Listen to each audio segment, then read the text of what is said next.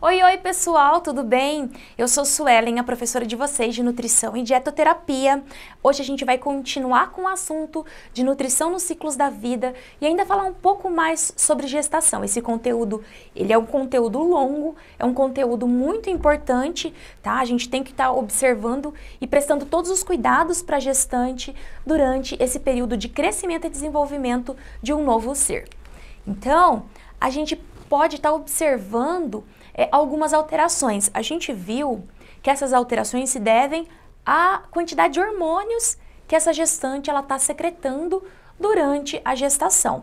Porém, a gente vai estar observando algumas situações que tem que ter uma atenção da equipe de saúde que atende essa gestante. Então, quando a gestante ela chega numa unidade de saúde para realizar o pré-natal, é necessário que dentro dessa unidade de saúde, essa gestante ela tenha também, além de todos os acompanhamentos, um acompanhamento com o dentista, tá? Então, o acompanhamento odontológico é necessário, porque essa gestante, ela vai ter algumas alterações na boca. Então, ela vai apresentar maior susceptibilidade a cáries, a gengivite, tá? Devido à ação de hormônios ainda como estrógeno, gonadotrofina coriônico, progesterona, tá? Isso daí vai estar levando a um aumento das demandas de flúor, aliado às modificações em hábitos alimentares e diminuição do pH salivar, assim como uma boa prática de higiene.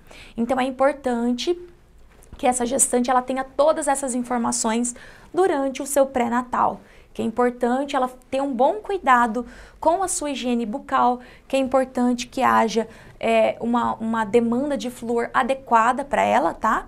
E é importante que ela passe por esse tipo de atendimento.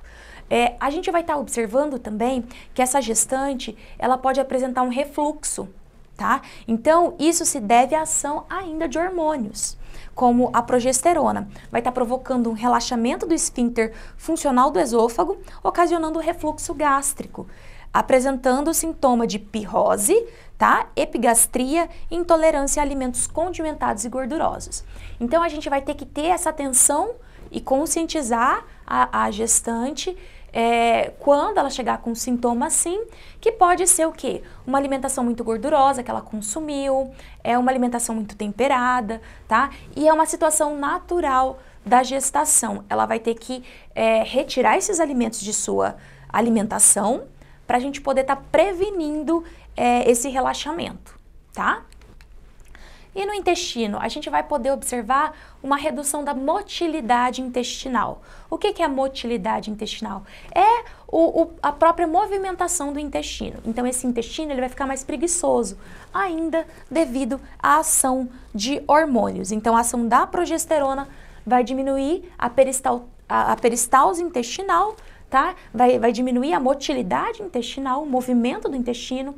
E essa gestante ela vai sofrer de constipação. Então essa gestante tem que fazer ingestão de bastante água, aumentar o consumo de frutas, verduras, para poder facilitar a formação de um bolo fecal e não deixar essa gestante constipada, tá? Então é muita verdura, muita água, muito legumes, para que não ocorra a constipação intestinal.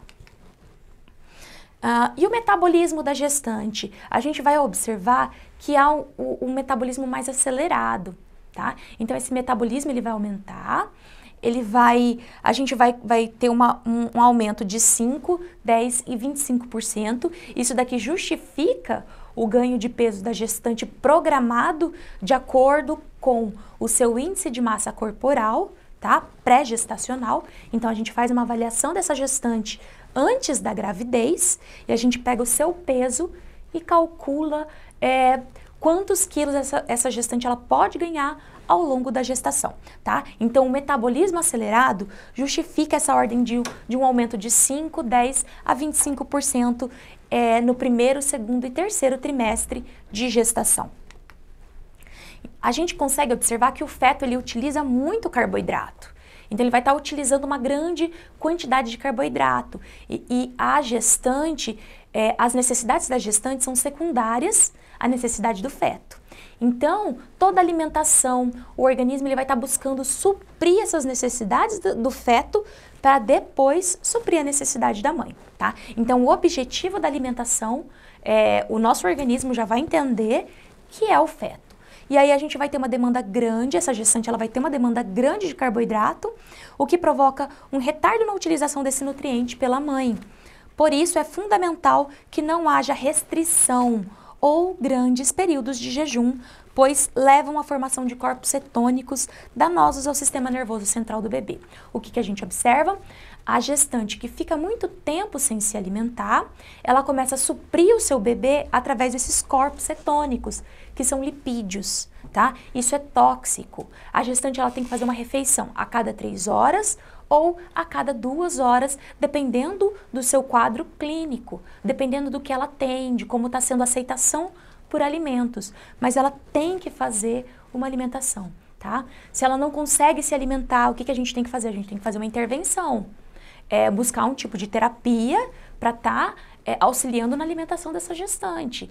Por quê? Porque a formação de corpos cetônicos, a formação desses compostos sendo oferecido para o bebê é tóxico, tá? Vai estar causando um dano no sistema nervoso central dessa criança. E quanto ao comportamento alimentar? A gente observou que a gestante, no primeiro momento da gestação, nos primeiros 3 meses, ela apresenta uma secreção de gonadotrofina coriônico muito elevado, né? Depois ela tem a queda. Então, essa gestante, ela pode apresentar esses quadros clínicos de vômito, tá? De náusea, decorrente a esse aumento de hormônios. Porém, a gente tem que sempre buscar auxiliar essa gestante, buscar verificar o perfil desse vômito, se é algo muito frequente, se é algo que está atrapalhando numa alimentação da gestante, tá? Para poder fazer a intervenção. Se for algo que é muito frequente, o médico tem que ser avisado. Então, se a gestante, ela relata uma situação de êmese, tá? De vômitos frequentes, a equipe de saúde, ela tem que ser encaminhada para o médico e essa informação tem que ter uma intervenção. Então, o médico, através de um medicamento, vai estar reduzindo a quantidade de vômitos para essa gestante poder se alimentar, poder se nutrir, porque existe essa necessidade, tá? Então, a redução no consumo alimentar, devido a esses quadros de náusea e vômito, ocorre principalmente nesse primeiro trimestre, devido ao aumento na secreção do hormônio gonadotrofina coriônico.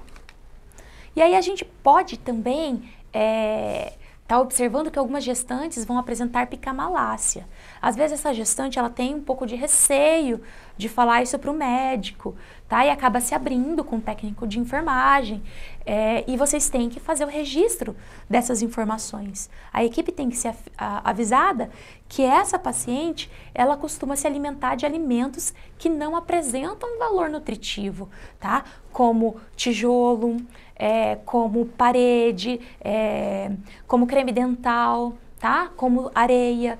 Então, essa gestante ela vai apresentar um desejo muito grande por estar consumindo esses alimentos. Nem ela vai saber explicar por quê. Porém, tem que haver uma intervenção. Isso daí tem que acontecer. A equipe de saúde ela tem que buscar estratégias para poder intervir adequadamente nessa situação. Então, qual que é a intervenção que pode ser feita? Quando a gente tem relatos de uma picamalácia, o interessante é que seja feito, observado, essa deficiência de ferro, tá? E ácido fólico. Então, tem que acontecer a suplementação desses micronutrientes. A gestante, ela tem que ser suplementada com ferro e ácido fólico, tá? A gente pode também tá observando a compulsão alimentar.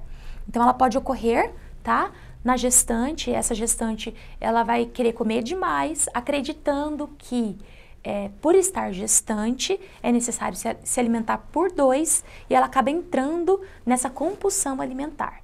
Ou ela vai ter esse desejo sem saber explicar por quê, que é comum durante a gestação, ter um consumo exacerbado de algum alimento que não seja benéfico ao seu organismo. É interessante ter uma intervenção com o nutricionista, tá? Orientando sempre que o quê? Que faça escolha de alimentos de boa qualidade, tá? Se esse alimento não é de boa qualidade, que evite consumi-los ou consumi-los com pouca frequência, tá? E aí, situações comuns na gravidez. A gente pode estar vendo a náusea e o vômito, alterações no apetite, constipação, tá? Devido ao relaxamento da musculatura intestinal decorrente da ação da progesterona, hemorroidas, edema no final do dia e cãibras. A pirrose, que é a azia, tá? Devido ao aumento da pressão do útero no estômago e também o relaxamento do esfíncter esofágico inferior. A picamalácia, que é a vontade de comer algo que não tem propriedade nutritiva, tá? E o que a gente pode estar falando para essa gestante? As orientações com relação a náusea e vômito. Náusea, vômito e tontura. Com relação a náusea e vômito, isso é temporário. Explicar para essa gestante que é temporário, tá? Que isso dura cerca de 3 meses. Se passou disso, buscar auxílio médico, encaminhar essa gestante para o médico. Então, explicar que esses sintomas são comuns no início da gestação e que duram em média nas primeiras 12 semanas. Agendar consulta médica para avaliar a necessidade de usar medicamentos ou referir ao pré-natal de alto risco em caso de vômitos frequentes, que é conhecido como hiperêmese gravídica. Tá? Fraquezas e desmaios. É importante que essa gestante esteja sendo bem nutrida. É importante que, além da alimentação, ela pratique uma atividade física, que ela não fique muito parada. Isso daí pode estar levando a algumas fraquezas. Então, é importante orientar a gestante a não fazer mudanças bruscas na sua posição e evitar a inatividade. Então, ela tem que ser ativa.